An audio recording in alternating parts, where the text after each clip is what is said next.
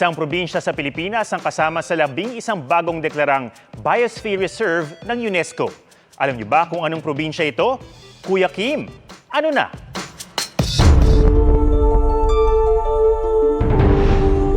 Sino ba naman ang hindi mapapawaw sa likas ganda na tinuturing na last frontier ng Cordillera, ang probinsya ng Apayao? Kaya naman sa ika-36 na session ng International Coordinating Council of the Man and the Biosphere Program ng UNESCO o United Nations Educational, Scientific and Cultural Organization na ginanap sa Agadir, Morocco, diniklara ang Apayao bilang isa sa pinakabagong UNESCO Biosphere Reserves. Kami po'y talagang nagagalak at masaya po dahil kinikilala ang mga natatanging mga likas yaman ng aming probinsya. Pero alam niyo ba kung gaano kaimportante ang mapabilang sa prestigyosong listahan ito? Kuya Kim, ano na? Ang Biosphere Reserve, isang tinalagang lugar ng United Nations na nagsisilbing learning place para sa sustainable development. Dito kasi may pagkakaisa o harmony sa pagitan ng kalikasan at ng mga nakatira dito.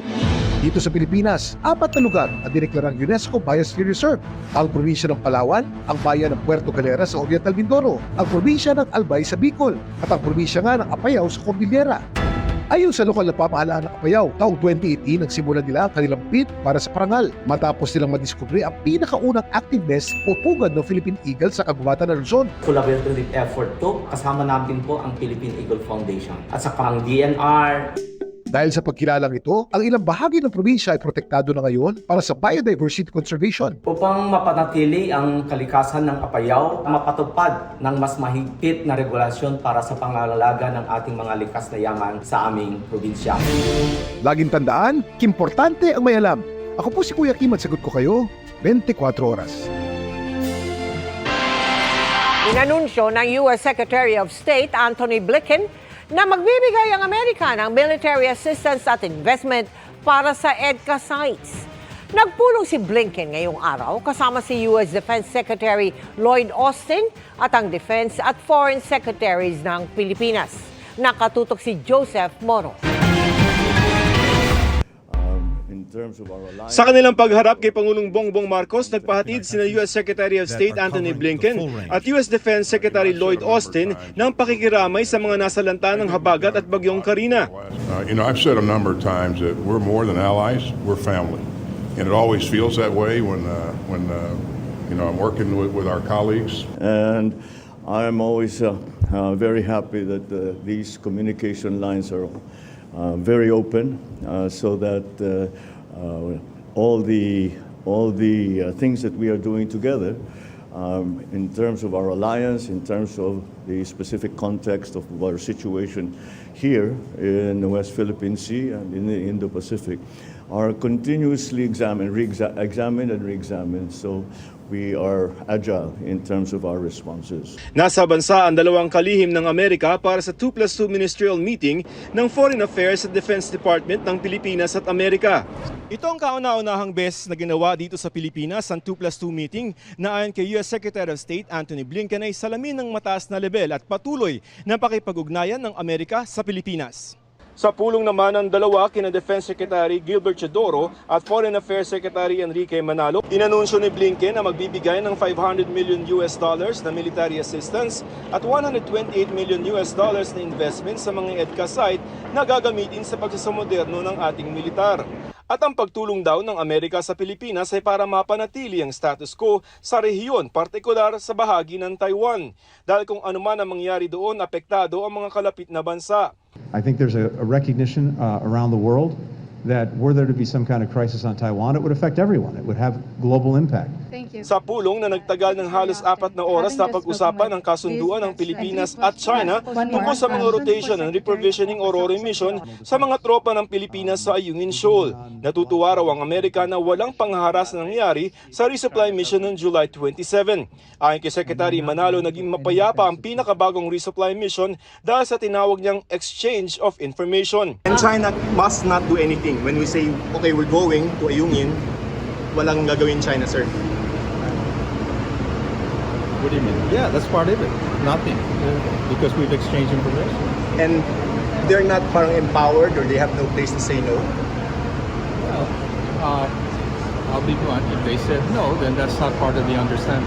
Dagdag ni Secretary Chodoro, the strategy in WPS and SES never changes. to have as much to protect our rights. Our sovereign rights, our sovereignty. That is the strategy. It doesn't change. In accordance with the rule of law and a rules-based order and rules. Samantala, nagkilos protesta naman ang ilang grupo laban sa pagbisita ni Blinken at Austin. Ayon sa grupong bayan, inilalagay raw ng Pangulong Bansa sa panganib dahil sa mga EDCA sites. Para sa GMA Integrated News, Joseph Morong, nakatutok 24 oras. Mga kapuso, kaninang umaga ay nakalabas na sa Philippine Area of Responsibility ang minomonitor na low pressure area at tuluyan na ring nag-dissipate o nalusaw. May mga bagong cloud cluster o kumpol ng mga ulap na namataan sa West Philippine Sea, pati sa silangan ng Northern Luzon at Mindanao. Pero sabi ng Pag-asa, malayo ito at walang epekto sa Pilipinas. Kahit wala ng LPA o bagyo, tuloy-tuloy pa rin ang pag-iral ng habagat na magpapaulan pa rin sa ilang bahagi ng Luzon. Posible naman ang localized thunderstorms sa iba pang bahagi ng bansa. Base sa datos ng Metro Weather, maaga ang mga pag-ulan sa ilang bahagi ng Bicol Region, Samar at Leyte Provinces, Zamboanga Peninsula, Northern Mindanao, Sulu Archipelago, Caraga at Davao Region. Posible ring ulanin ang Northern at Central Luzon, Calabarzon, Mindoro Provinces, Palawan, pati ang iba pang bahagi ng Visayas at Mindanao.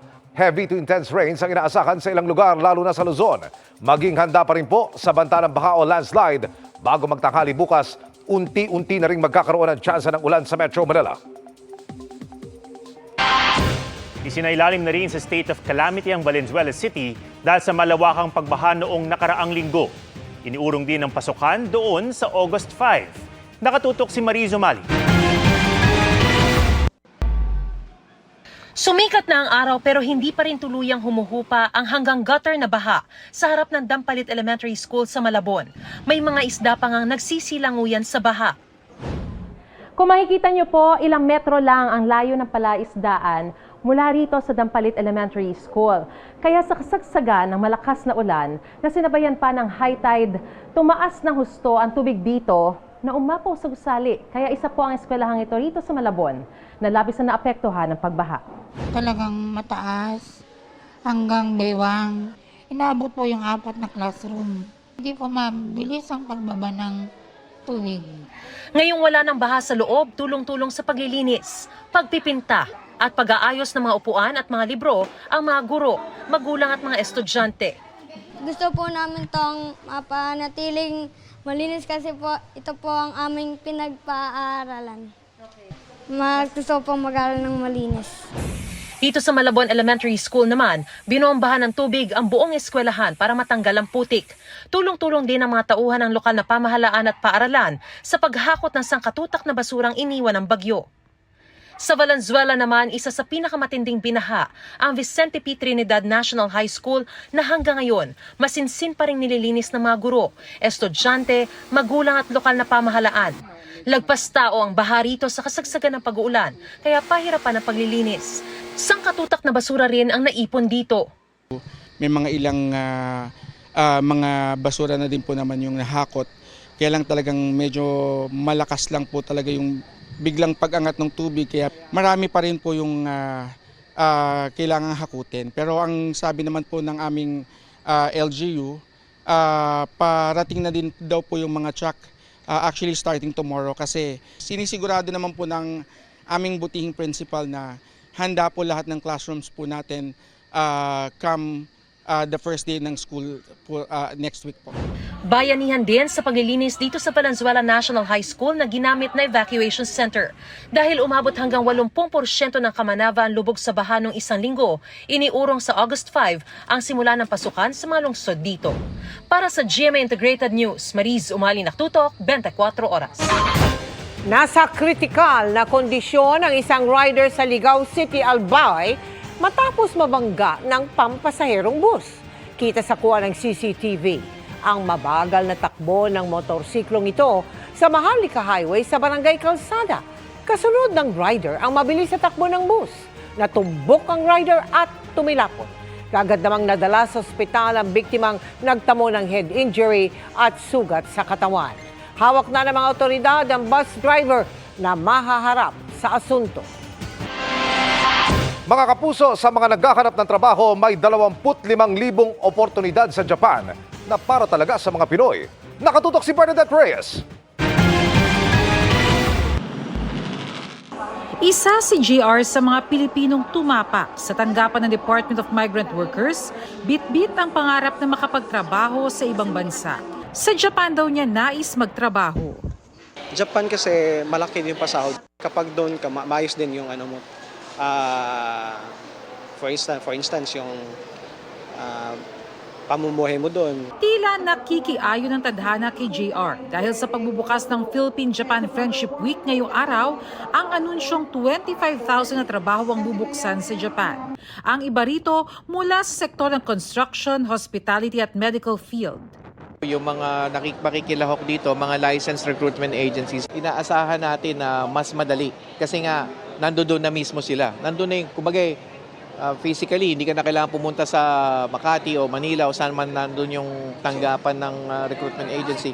Nandiyan na sila at one-stop shop. By the way, ang mga government agencies nandiyan din. PhilHealth, Pag-ibig. Tapat, masipag, mapag-aruga, masigla at masiyahin. Ilan lang sa mga katangian ng mga overseas Filipino workers na talaga namang hinahangaan ng mga Japanese employers ayon sa DMW. Pangatlong araw ang Pilipinas sa may pinakamaraming workers doon, kasunod ng Vietnam at China. Sa ngayon may mahigit 300,000 na documented na mga Pilipino ang nagtatrabaho sa Japan sa professional at skilled category. Pagsisiguro naman ni Japanese Ambassador to the Philippines, Endo Kazuya, mapapangalagaan ng kapakanan ng mga OFW sa kanilang bansa. Japan shares the same values, and we are one with the Philippines in ensuring that OFWs obtain decent work. We mandate that all foreign workers receive the same wages, protections, and benefits as their Japanese counterparts. Gaganapin ang job fair sa August 1 Huwebes sa Robinson's Galleria. Para sa GMA Integrated News, Bernadette Reyes, nakatutok 24 oras. Mabilis na chikan tayo para updated sa showbiz happenings. So much needs to be done after ng bagyo. Ang dami pong na-hassle, na pinsala. The Bayanihan spirit continues. Nakisa si Pulang Araw star Rian Ramos sa isang cleanup drive sa District 4 Quezon City para linisin ang mga iniwang basura ng Super Typhoon Karina at Habagat. Nakipag-coordinate pa si Rian sa local government unit at MMDA para magdala ng heavy equipment.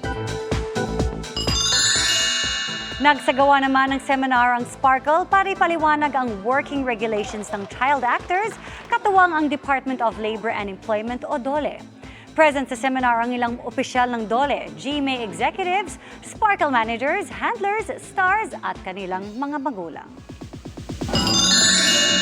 Naka-bronze naman si Sparkle artist Sky Chua sa 2024 Southeast Asian Open Figure Skating Trophy.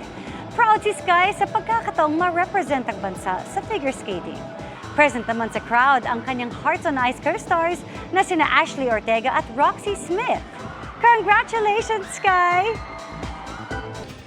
Parado ng basura ang 70% ng mga drainage sa Metro Manila ayon sa DPWH. Nanindigan din itong di nauwi sa wala ang mga flood control project kahit matindi ang baha noong nakaraang linggo.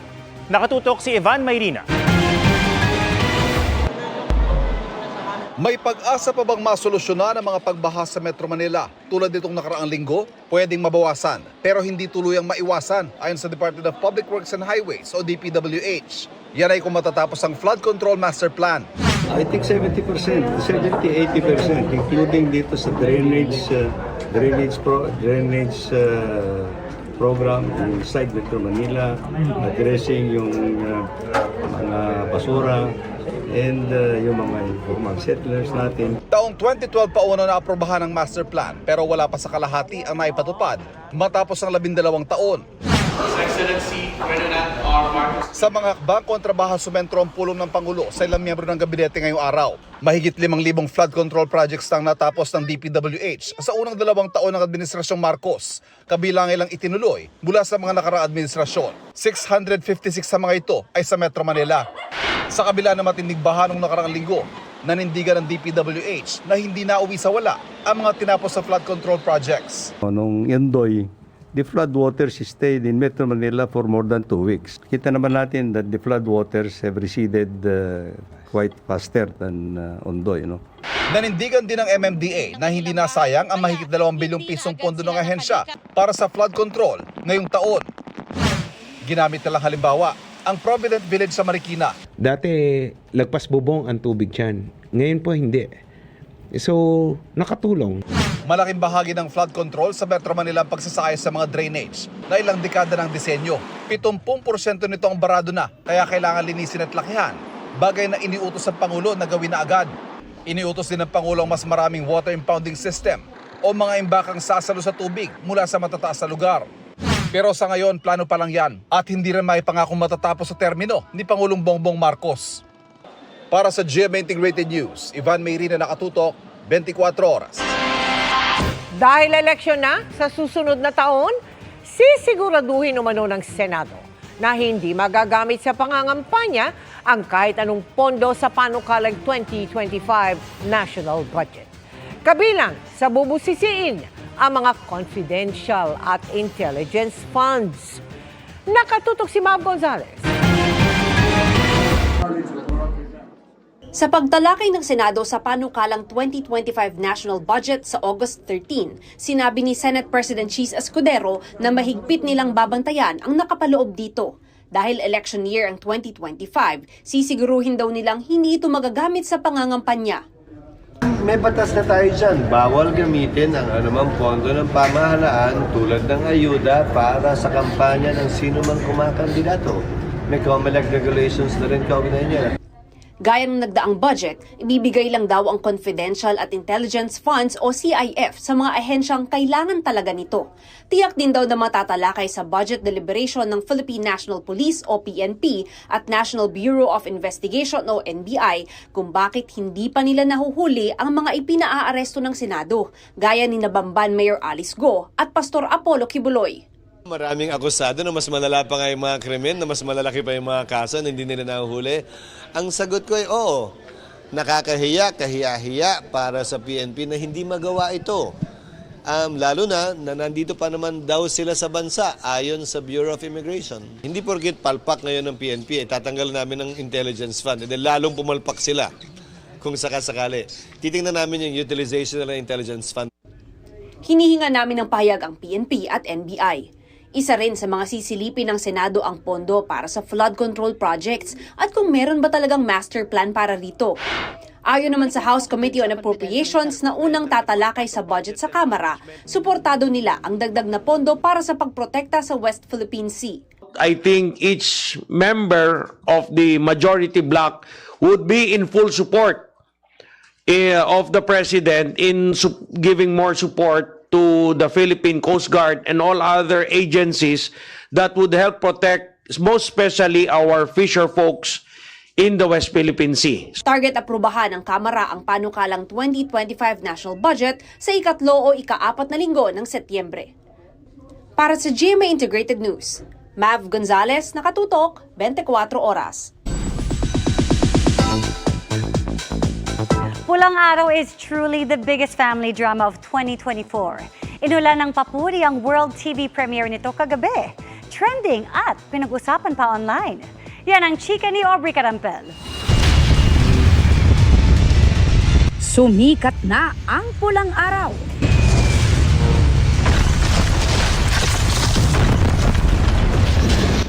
First episode pa lang, umani na ng kaliwat ka ng papuri ang World TV premiere ng biggest family drama of 2024. Go! Mula sa breathtaking cinematography, exceptional storyline, Ang aking anak. hanggang sa on-point acting ng cast, talaga namang uploaded ng viewers. Kabilang sa mga hinangaan ang tinawag ng netizens na mata-mata acting nina Eduardo at Adelina, played by Alden Richards at Barbie Forteza. Hala! Tumawag kayo ng konstabularya dahil talagang tatagain ko kayong lahat! Maging ang iconic scene ng kanilang ina sa serye na si Rian Ramos bilang si Filipina, pinuri rin ng mga manonood. Bumalik kayo dito! Nagsipagdasal na ba kayo? Sabi pa ng netizens, the mother is mothering. Kung di Hinala mo po ang kakainin ko para hindi po ako maging pabigat po sa inyo. Talk of the town din ang performance ni na Young Eduardo and Young Adelina na ginagampanan ni na Choco Maffie at Cassie Lavarias. Mula pa noong Biyernes, certified trending na sa X ang Pulang Araw. Mas lalo pa yung pinag-usapan matapos mapanood sa TV ang unang episode. Dito, ipinakita ang ilang actual footage noong panahong sakop pa ng Amerika ang Pilipinas. May pasilip na rin sa war scene at pakikipaglaban ng karakter ni Alden. Gayon din sa vaudeville performance ni na Barbie at Sanya Lopez. Pero bukod sa mga kapusong tumutok, sabay-sabay din niyang pinanood ng cast and crew sa ginawa nilang watch party sa set sa Lipa, Batangas. Nandoon ang mga bidang sina Barbie Forteza, David Licauco at Sanya Lopez, kasama sina Epi Quizon at Angelo De Leon, pati na si Pulang Araw Director Dominic Zapata. Ang saya ng energy dito sa set dahil parang naibsan lahat ng pagod at hirap ng lahat na nakita namin na napakaganda ng nagawa naming proyekto. And now, to finally share it to the world ay talagang sobrang overwhelming and we're all very proud na ito ay proyekto ng GMA. Nakakatuwa rin kasi ang dami na agad natin pinakita, no? Hindi talaga tayo tinipid dun sa mga bawat eksena. Ang ganda, kita mo na talagang pinaghirapan ng Pulang Araw team. Ang ganda ng shots, the cinematography, the acting of the kids were on point. Kaya actually mas nakaka-pressure dahil yung mga bata ang gagaling eh. May hiwalay na watch party rin sa Mexico, Pampanga sa pangunguna ni na Dennis Trillo, Neil Ryan Sese at J.R. Cilia. Kinakabahan nung day before pa lang ipalabas, pero ngayong naipalabas na, sarap ng pakiramdam na maging kasama dito sa malaking proyekto na to. Ang Pulang Araw ay base sa mga pangyayari noong Japanese occupation era na isang mahalagang parte ng ating kasaysayan. Kaya naman, pinaghusayan din ng Pulang Araw team ang pagbuo sa mahalagang kwentong ito na kwento nating mga Pilipino. It's really our love letter to the Filipino para malaman ng Pilipino kung sino kayo. Aubrey Carampel, updated sa showbiz happenings. At yan, ang mga balita ngayong Martes. Ako po si Mel Tiangco. Ako naman si Ato Maraulio para sa mas malaking misyon. Para sa mas malawak na paglilingkod sa bayan, ako po si Emil Sumangyo. Mula sa GMA Integrated News, ang News Authority ng Pilipino. Nakatuto kami 24 oras.